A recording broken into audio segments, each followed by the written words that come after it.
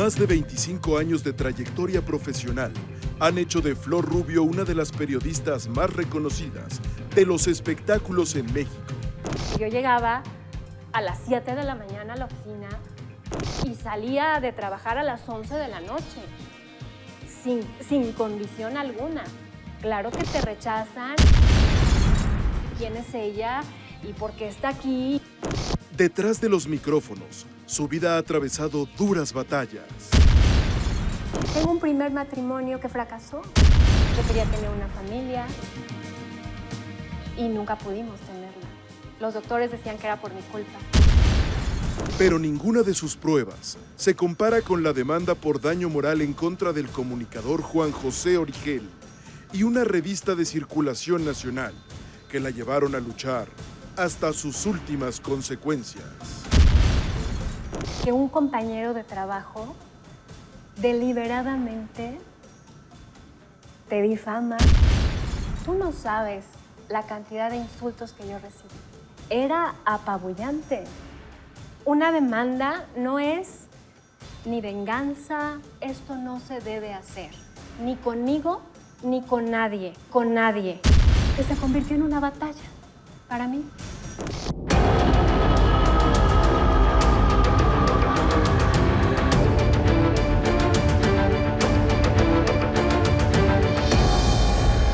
En sus batallas, Flor Rubio. El éxito se mide por los obstáculos que se superan. El 3 de mayo de 2016, la revista TV Notas publicó en su portada y portal de internet un video en el que el comunicador Juan José Origel expresó fuertes comentarios en contra de Flor Rubio, su ex compañera del programa de espectáculos La Oreja, agraviando su honorabilidad como mujer y periodista. Fue dolorosísimo.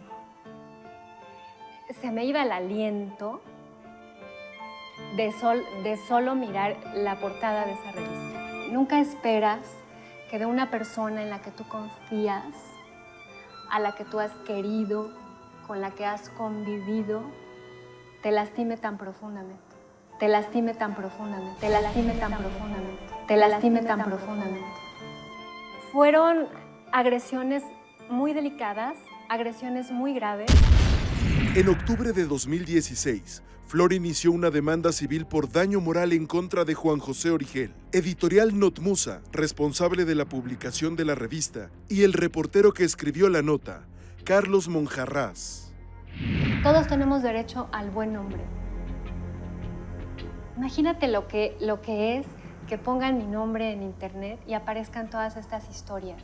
Después de tantos años de trabajo, de esfuerzo, esto no se debe hacer, ni conmigo, ni con nadie. Y para eso existen las leyes. Inició así la dura y prolongada batalla legal para la comunicadora, quien se convirtió en la protagonista de una noticia que la dañó a nivel público y también privado como mujer, esposa y madre.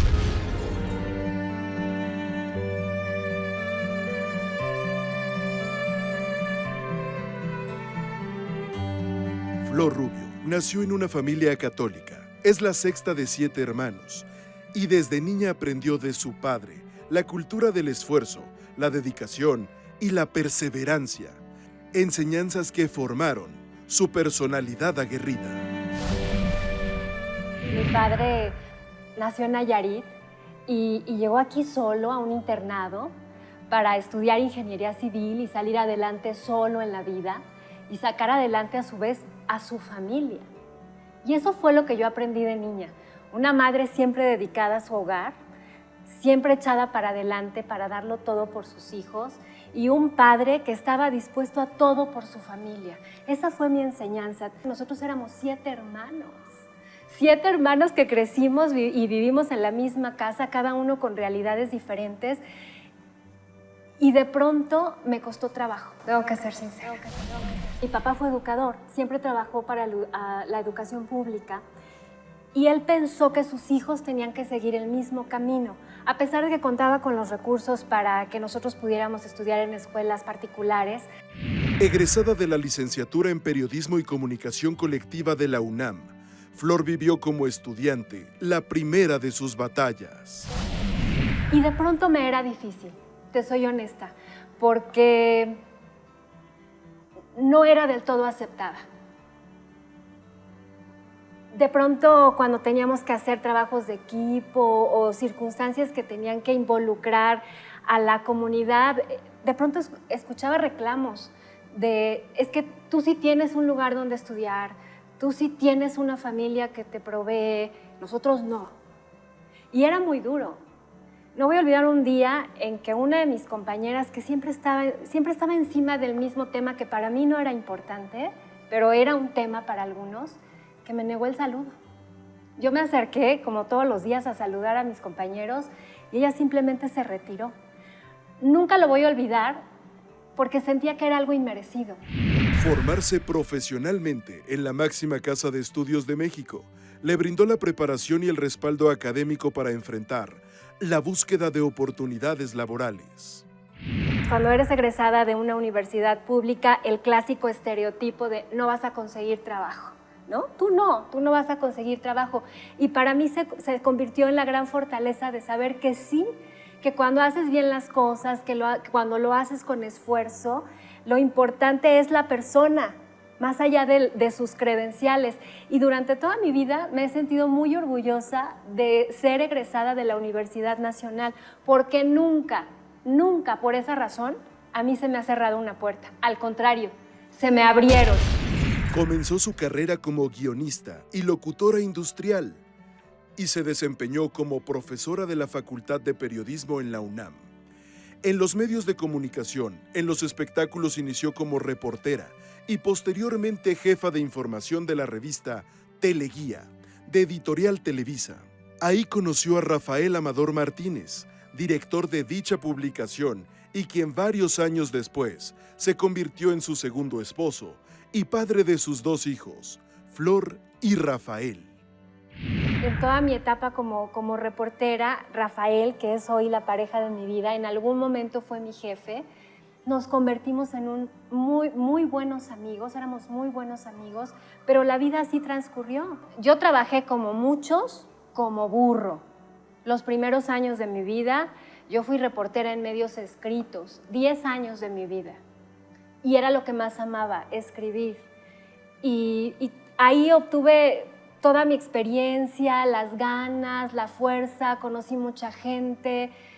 Nunca tenía en la cabeza la obsesión de trabajar en la televisión. Yo lo que quería es ser una reportera, una muy buena reportera, conocer historias, contar historias. Años después, Rafael Martínez creó la revista Mi Guía, donde Flor asumió la subdirección, que combinaba como corresponsal en México para la revista TV Guide en español, de Nueva York, y el magazine Mira, de Miami. Fue en una cobertura donde conoció a Alexis Núñez, productor del programa de espectáculos de Televisa La Oreja, quien en 2002 la contrató como jefa de información de esta emisión, conducida originalmente por Juan José Origel, Mara Patricia Castañeda y Verónica Gallardo. Sin embargo, solo 3 semanas después, sus resultados periodísticos la llevaron a sumarse al cuadro de conductores y entonces sostuvo una nueva lucha laboral. De pronto se me presentó la oportunidad de la televisión y fue realmente como un sueño. No llegó gratis, yo llevaba muchos años, conocía a la gente, se me dio la oportunidad, pero en televisión no era nadie. Yo entré como jefa de información y en un mes era la jefa de información, pero la conductora de un programa que se convirtió en un programa muy importante, con competencia nacional muy importante. Y tal vez fue mi primera lucha, ¿no? Que tú llegas a un medio en donde hay gente que tiene un nombre, que tiene una posición, y entonces de pronto dicen, ¿quién es esta niñita? ¿No? ¿De dónde salió? ¿Por qué se puede sentar junto a mí? ¿O por qué puede estar en pantalla? Claro que te rechazan y claro que no es agradable y claro que quién es ella y por qué está aquí y por qué se le da la oportunidad. Porque yo llegaba a las 7 de la mañana a la oficina y salía de trabajar a las 11 de la noche, sin condición alguna, porque estaba dispuesta a hacerlo. porque estaba dispuesta a luchar por mi sueño y por la puerta que se me había abierto. Y por eso estaba ahí. Yo nunca he sido de las lindas que llegan a maquillaje, se ponen bonitas, hacen su programa y se van a su casa. Nunca me tocó. Yo tenía que ganarme las 2 horas que estaba al aire, desde las 7 de la mañana hasta las 11 de la noche. Pero muchas personas no lo entendían. Y fue difícil. Yo creo que el mayor costo fue que los 3 primeros años de mi hija Flor, yo no estuve con ella. Yo la dejaba con mi mamá y con mi papá, que todavía vivía. Y así llegaba en la noche. Y la encontraba en los brazos de mis papás. Y así fueron 3 años de la vida de mi hija. Como jefa de información de La Oreja, su primer reto fue competir con los contenidos exclusivos de su competencia directa en TV Azteca. El programa de espectáculos número 1, Ventaneando, conducido por Patti Chapoy. Antes de que yo entrara a la televisión, yo observaba Ventaneando. Era un programa que me gustaba. Lo conocía al derecho y al revés. Porque lo veía, porque era periodista espectadora del programa y me gustaba lo que hacían. Cuando me ponen en una posición contraria, eso me favoreció, porque yo conocía la competencia al derecho y al revés. Entonces eso me dio una fortaleza para competir con un programa que en su momento yo admiraba. El choque que tuvimos en Televisión Abierta Nacional, que sigue en los archivos digitales y seguirá, me parece que fue del todo desafortunado, producto de las pasiones humanas del momento. Carmen, no, Carmen no va a hablar de tu programa ahorita, estamos a punto de enlazar. Ya estamos, Mónica, al aire. Mónica, ya estamos al aire. Lo que pasa es que fíjate que tenemos a la oreja aquí encima, caray, pero bueno, se les pidió, por favor, aquí la señorita quiere salir en las cámaras de Ventaneando para ver si la contratamos en el programa, pero pues creo que no se le va a hacer. Bueno, en ese Carmen, vamos con Carmen. Qué pena que estemos en medio de todo este barullo. ¿Cómo te sientes? Oiga, yo puedo hacer mi trabajo así. Yo creo que no la volvería a repetir. Me parece que fue un episodio oscuro del cual, por supuesto, no me siento orgullosa. Siento que fueron pasiones del momento que ocurrieron. Aquella era una cosa espantosa, ¿no? Creo que nunca más se volvió a ver algo así en la televisión. Yo no he tenido la oportunidad hasta ahora de hablar con Patti. Tenemos horarios diferentes, pero te puedo decir que yo le tengo el mayor respeto, como se lo he tenido todos estos años, porque sé quién es, porque sé lo que ha construido. Los choques fueron producto de la competencia de trabajo. No era una cuestión personal, no lo es para mí. El trabajo y rigor periodístico en materia de espectáculos de Ventaneando siempre se impuso. Y La Oreja salió del aire 7 años después, periodo durante el cual Flor también enfrentó el final de su primer matrimonio. Tengo un primer matrimonio que fracasó, 5 años de relación con un hombre bueno, maravilloso, pero las cosas no funcionaron como pareja. Y yo tenía que entenderlo. Cuando yo llego a la televisión, cuando recibo ese trabajo que sabía que implicaba muchas horas, es cuando yo tomo la decisión de terminar con mi primer matrimonio, porque las cosas no estaban marchando bien, y comienzo a dedicarme de lleno al trabajo, 100%. Creo que en un momento fue como un escape para mí, tener mucho trabajo y comenzar una nueva vida. La televisión es para mí el comienzo de una nueva vida y el dolor del fracaso de una primera relación, que nunca lo piensas. Pero la imposibilidad de ser madre se volvería una de las más dolorosas batallas para Flor. Disfruta el milagro de dar vida a un ser al que tanto has deseado y siempre lo amarás.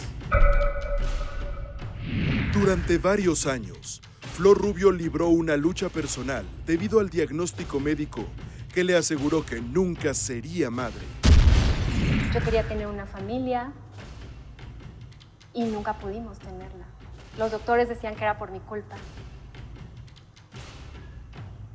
Me hice toda clase de tratamientos, toda clase de estudios dolorosísimos y nunca llegó.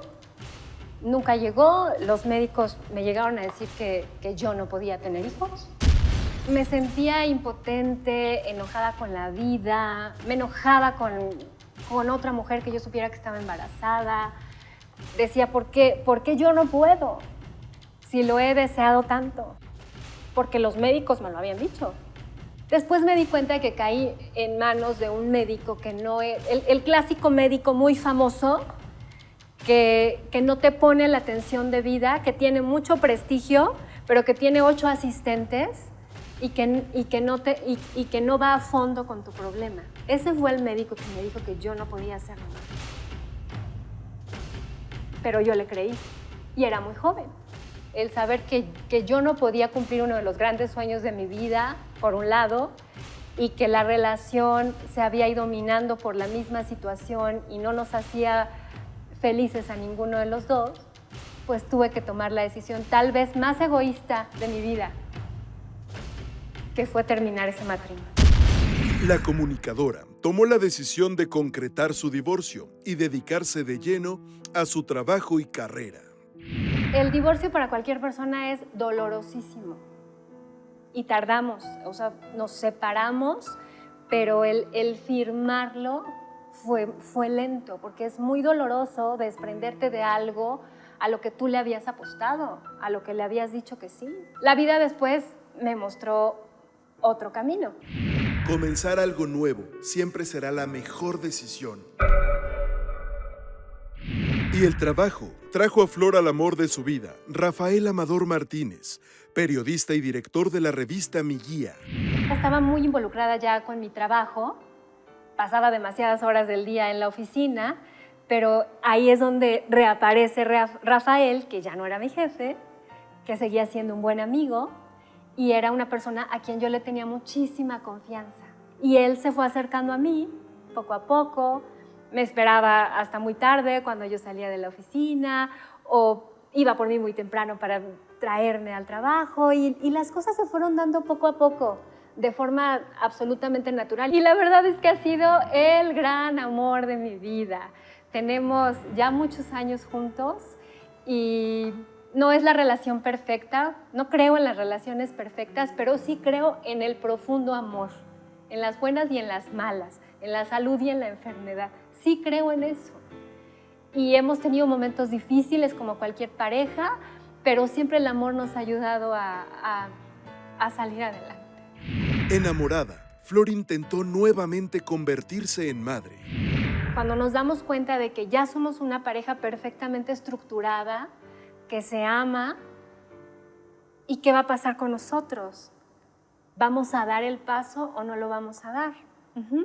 Rafael es un hombre mayor que yo, que ya tenía hijos mayores, y entonces de pronto no es fácil volver a pensar en la idea de volver a intentar la posibilidad de ser mamá, pero a mí nunca se me quitó la idea de la cabeza, ¿sí me entiendes? Nunca se me quitó.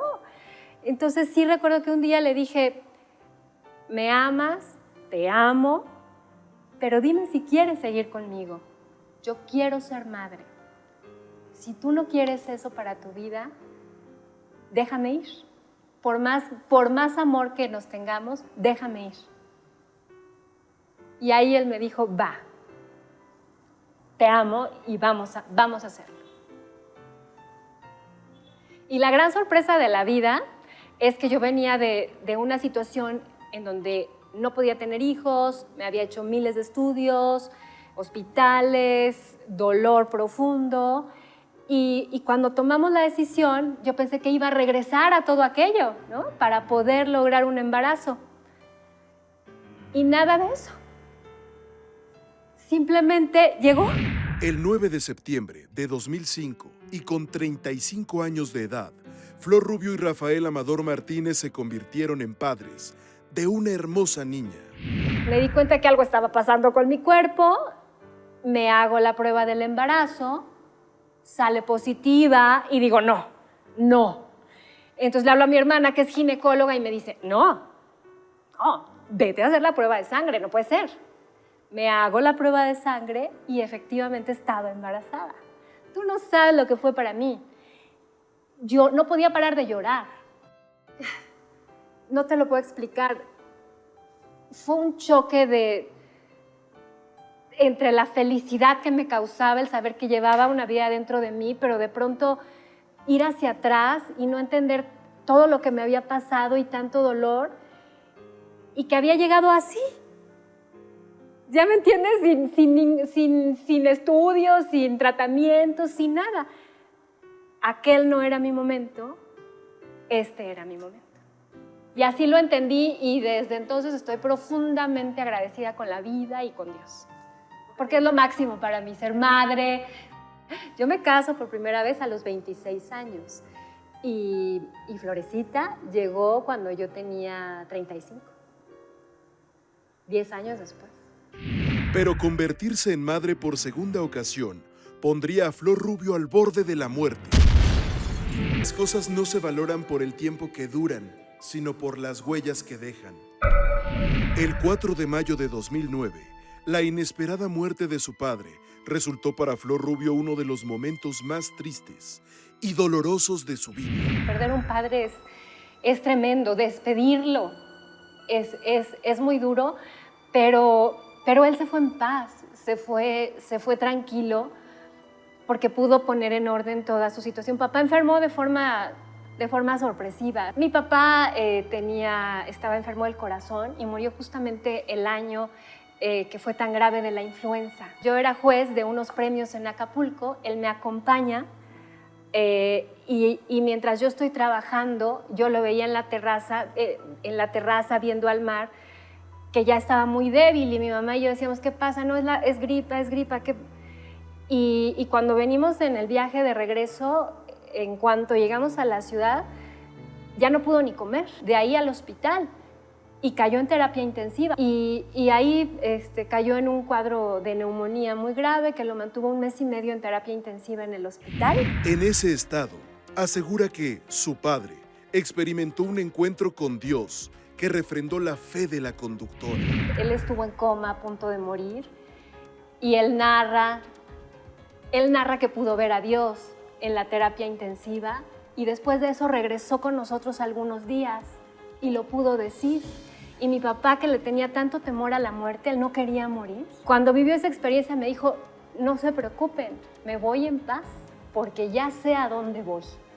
Simplemente voy de avanzada y los dejo bien y los dejo en paz. Se recuperó y después se vino para abajo otra vez, pero murió en su casa. Años después, Flor experimentaría algo similar en carne propia cuando decidió embarazarse por segunda ocasión a los 39 años y al dar a luz se colocó al borde de la muerte.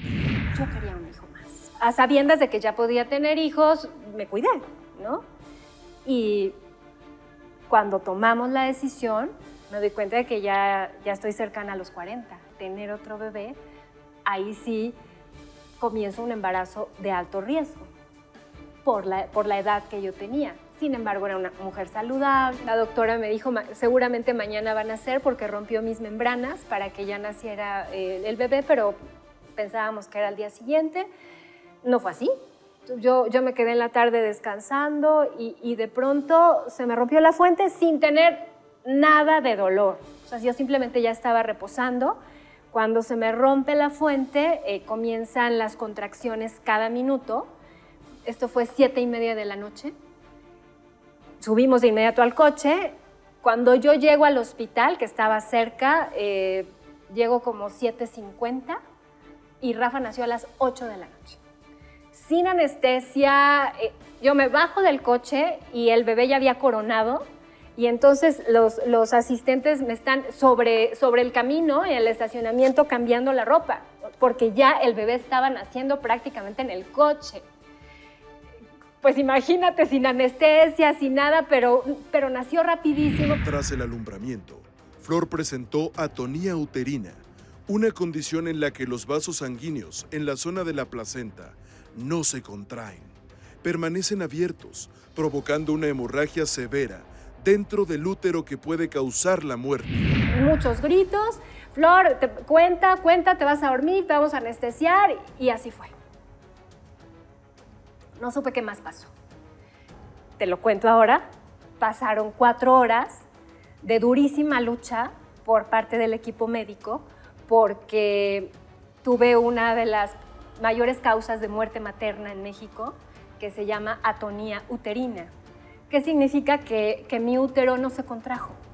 Cuando nace mi hijo de forma tan rápida, lo natural es que el útero se contraiga y todo en santa paz. El mío no, el mío estaba distendido y entonces tuve una hemorragia que no paraba y que no paró en 4 horas. Y entonces la labor médica fue terrible.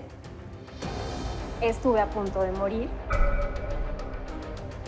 Gracias a Dios yo no supe nada de eso, pero hoy que me narran todo lo que se vivió y el sufrimiento de la familia, de la sala, de los médicos, lo que significó, porque había que correr por sangre, por plaquetas, me estaba desangrando.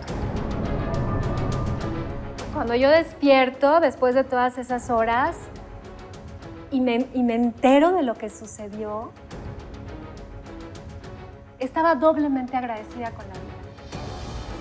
Porque pude haber dejado a mi niño recién nacido, a mi chiquita de 5 años. Y no soy la única. Es la 3ª causa de muerte materna en este país. Y me tocó vivirlo a mí. Te das cuenta de tus fortalezas hasta que encaras un riesgo que te puede dar debilidad. Tras casi 2 décadas como conductora de espectáculos en Televisa, en programas como Hoy y Pasillo TV, Flor Rubio se convirtió en periodista independiente, realizando simultáneamente sus programas Fórmula Espectacular, Fórmula Dominical y el sitio de internet Siempre Espectacular. En 2019, una nueva y sorpresiva oportunidad marcó su regreso a la televisión abierta como conductora de los segmentos de espectáculos del programa Venga la Alegría en TV Azteca. Flor, bienvenida. Qué gustazo tenerte con nosotros. Bienvenida a tu nueva familia. Venga la alegría. Muchas gracias. Una mujer profesional, guapa, con una gran carrera, trayectoria. Pásale, por favor. Estoy feliz. Pasarela. Estoy feliz. Bien. Cuando a mí me llega esta propuesta de Televisión Azteca, no hay forma en la que yo diga que no, porque tenía ganas de hacerlo y porque cuando estoy aquí me doy cuenta de que es una empresa padrísima, que me está dando la oportunidad, gracias a mi trabajo y a lo que conocen de mí, de construir un tabique más en este proyecto de contenido en Televisión Azteca. Pero desde 2016, Flor comenzó la batalla más difícil de su vida laboral. Un proceso civil por daño moral en contra del comunicador Juan José Origel, quien en mayo de ese mismo año asistió a la presentación del libro de doña Silvia Pinal en Acapulco y en el evento posterior difamó a la periodista al afirmar ante un grupo de personas que su posición en la televisión la había conseguido por involucrarse con diversos hombres. Fueron agresiones muy delicadas, agresiones muy graves. Creo que la violencia verbal que se ejerció sobre mi persona no puede permitirse. Los comentarios de Origel ocurrieron durante una fiesta en Acapulco, frente a un grupo de personas entre las que se encontraban Cintia Sánchez, Gabriel Cuevas y Miguel Ángel Maldonado, periodista y colaborador respectivamente del equipo de Flor Rubio. Las ofensivas expresiones quedaron grabadas en un video que el 3 de mayo de 2016 difundió la revista TV Notas, generando un fuerte impacto emocional en la periodista y un escándalo en el medio del espectáculo. Esa noche yo estaba cuidando a mamá. Había dormido con mis hijos en casa de mi mamá. Y por alguna razón, a la medianoche comenzaron a llegar muchos mensajes y me di cuenta de lo que estaba pasando. No dormí más. Imagínate que un compañero de trabajo deliberadamente te difama delante de otros y eso puede afectar toda una vida de trabajo. Juan José y Flor habían sido compañeros de trabajo durante 7 años en La Oreja, y aunque su relación laboral concluyó en paz, sus declaraciones ofensivas pusieron fin a su amistad y dejaron en evidencia al comunicador, quien, de acuerdo con la periodista, nunca la buscó para ofrecerle una disculpa genuina. Nunca más he vuelto a verlo, ni quiero volver a verlo. Prefiero no. Es una persona que me ha hecho mucho daño y prefiero que así queden las cosas. Él, más allá del evento que todos conocen, nunca tuvo la intención de buscarme, ni de disculparse, ni de hablar conmigo. Al contrario, me parece que siempre ha tenido una doble intención de que a través de su nombre público se crea en sus palabras. Y creo que cuando tú tienes un amigo y te equivocas, cuando realmente esa persona es tu amigo, lo primero que haces es buscarlo.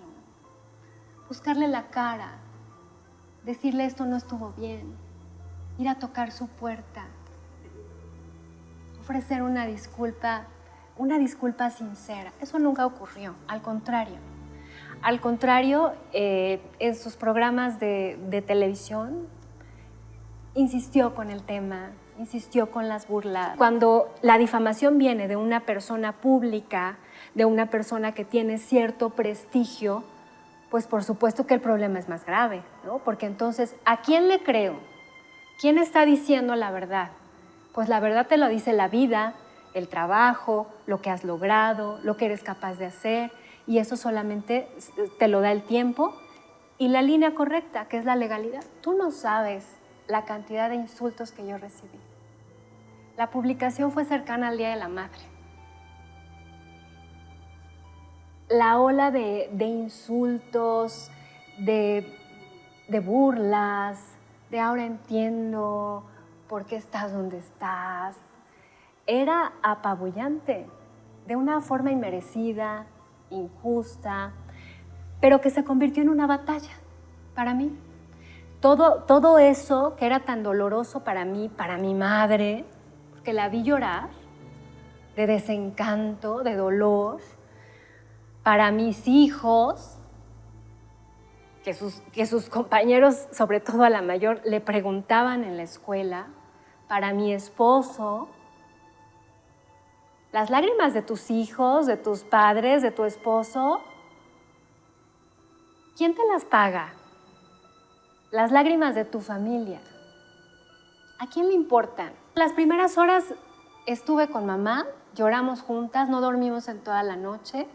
Rafael no estaba conmigo esa noche porque yo estaba cuidando a mi mamá, muy temprano llegó, nos abrazamos y supimos que lo íbamos a enfrentar juntos. No teníamos muy claro de qué forma, pero sabíamos que teníamos que ir juntos como familia hacia adelante. Limpiar su buen nombre, reputación, prestigio periodístico y dignidad como mujer fue la batalla legal que en octubre de 2016 Flor emprendió en contra de Origel, la editorial Notmusa y el reportero de TV Notas Carlos Monjarrás para defenderse y sentar un precedente en contra de las agresiones y la violencia hacia las mujeres. La violencia verbal, y lo vemos hoy en día, es el inicio de ese hilo que se convierte en violencia física y se desencadena en cosas terribles. Entonces, lo convertí en una batalla, lo convertí en una forma de que a través de mi profesión yo pudiera hacerle ver a las mujeres que no tenemos que quedarnos calladas, que tenemos que erguirnos, que tenemos que levantar la mano y decir, esto no es justo y esto no va a pasar y mis hijos no van a cargar con esta historia.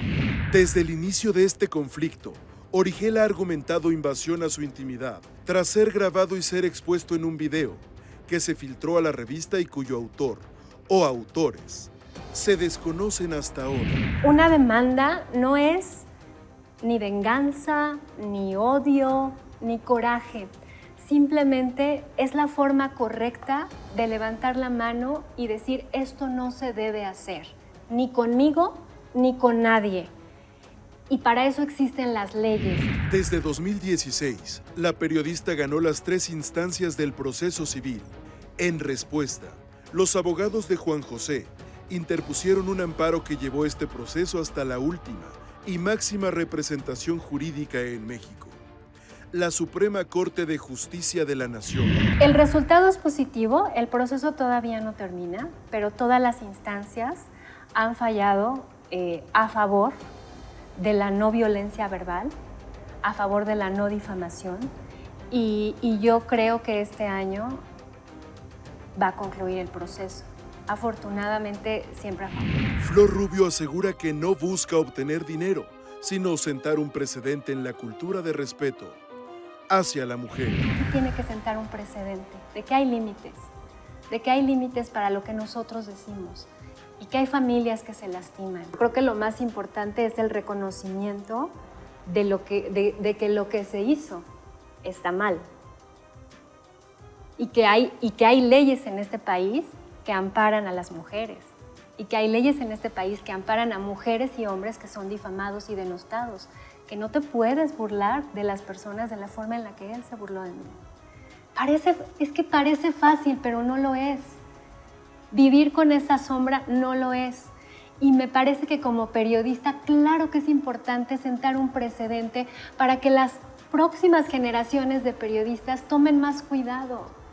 Para que cesen las burlas, para que cese ese comportamiento en donde no te importa el dolor del otro, en donde no te importa mentir con tal de lastimar al otro. Todos tenemos derecho al buen nombre. Imagínate lo que es que pongan mi nombre en internet y aparezcan todas estas historias.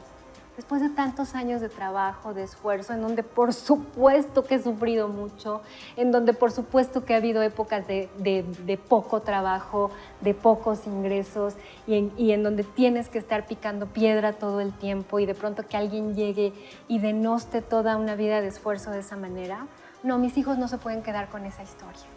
Mis hijos se van a quedar con la historia de que su mamá luchó por ellos y por su buen nombre. Es un día de reflexión, es un día de pensar en todas aquellas mujeres que han sido maltratadas, asesinadas, violentadas. Para eso es el Día Internacional de la Mujer, para levantar la voz, que haya menos injusticia. El lunes 9 de marzo de 2020, solo un día después del Día Internacional de la Mujer, y que en México se realizara una marcha histórica multitudinaria donde más de 80,000 mujeres se manifestaron en contra de la violencia de género y los feminicidios.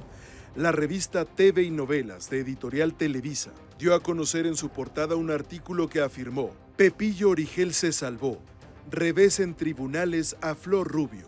Ese mismo día que en México transcurría por primera ocasión el paro de mujeres a nivel nacional, en el programa Hoy, Gilberto Barrera, director de la revista y acompañado de Origel, aseguró que su equipo de investigación contaba con el fallo de la Suprema Corte de Justicia y este había absuelto de responsabilidad moral, legal y jurídica a Juan José Origel del delito de daño moral por haberse invadido su privacidad. Barrera felicitó al periodista por su triunfo y expresó que Rubio se enteraría en ese momento a través de ellos. Hoy, en este 9 de marzo del silencio de las mujeres, el programa Hoy, Gilberto Barrera, el editor de la revista TV y Novelas, La Señal de Televisa, dijo que no le importaban los motivos. Yo se los recuerdo. Ahí está el video de este señor violentando a una mujer. Si a ellos no les importa este video, a muchas mujeres sí, que intentamos visibilizar la violencia, el abuso y el acoso de hombres como Juan José Origel. Ahí está, y quedará para la historia sus palabras, sus insultos. Que no se nos olvide. ¡Qué vergüenza, Editorial Televisa! ¡Qué vergüenza, Televisa! Que en el día del silencio, donde la mujer trata de visibilizar a la violencia, publiquen estas cosas y pongan en su pantalla a un hombre que ha violentado a una mujer como estandarte. Y es una gran falta de tacto aplaudirle a hombres como Juan José Origel, que que violentan con impunidad a una mujer. Cuando eres incapaz de reconocer que el que está a tu lado se equivocó y apoyas una acción tan negativa, estás hablando de quién eres tú. Un día después, y tras la carta enviada por Flor Rubio a Editorial Televisa, Gilberto Barrera emitió un comunicado, pidió disculpas, le ofreció derecho de réplica y explicó que su información estaba basada en el proyecto de sentencia emitido por uno de los 5 magistrados. En los hechos no existe un fallo unánime y definitivo. La Suprema Corte de Justicia suspendió actividades hasta fines de abril próximo y será entonces que se conozca su resolución. Tal y como se los había contado, pues era una total mentira que el caso estuviera resuelto, como lo publicó la revista TV y Novelas. Lo que se publicó después de la sesión es que el caso continúa en lista a petición de la ministra ponente. ¿Qué significa esto? Me van a decir. Bueno, pues les voy a explicar. Que un caso continúe en lista significa que se retira nuevamente el asunto o el proyecto para su estudio, porque hubo observaciones, porque hubo comentarios y entonces es posible que pueda modificarse justamente ese proyecto. ¿Qué significa que un proyecto quede en lista? Pues que sigue analizándose y que sigue también pendiente de resolución. Y puede haber más sesiones, puede ser una, puede ser 2. Eso no lo sabemos tampoco porque son decisiones que se toman en la máxima instancia de justicia de este país, que es la Suprema Corte de Justicia. El proceso está y vamos a llegar hasta el final, como debe ser. En sus batallas, Flor Rubio.